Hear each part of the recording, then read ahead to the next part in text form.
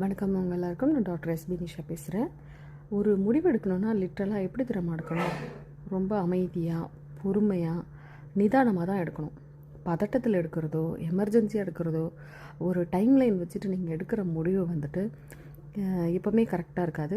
Plus சுச்சுவேஷனுக்கு ஏற்ற மாதிரி எப்போவுமே முடிவெடுக்காதீங்க.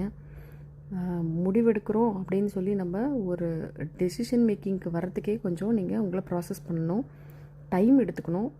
ஸோ எல்லாரோட சஜஷனும் வாங்கிட்டு உங்களுக்கு எது சரியாக படுதோ, ஏன்னா நீங்கள் மட்டும்தான் அதுக்கு முழு ரெஸ்பான்சிபிலிட்டி எடுத்துக்க தயாராக இருக்கும்போது மட்டும்தான் நீங்கள் முடிவெடுக்கணும்.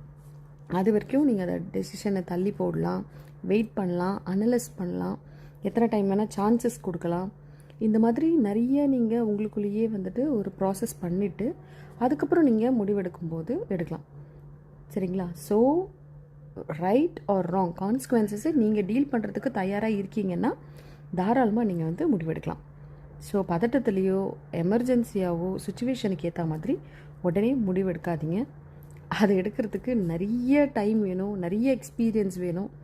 அந்த மாதிரி எடுக்கக்கூடிய ஆளாக இருந்தீங்கன்னா அதுக்கு வர கான்சிக்வன்சஸை ரொம்ப ஈஸியாக நீங்கள் எடுத்துக்கிற ஆளாகவும் இருக்கணும். அது ஒரு மனப்பக்கம் இருக்கிறவங்க அதை நீங்கள் பண்ணலாம். தேங்க்யூ.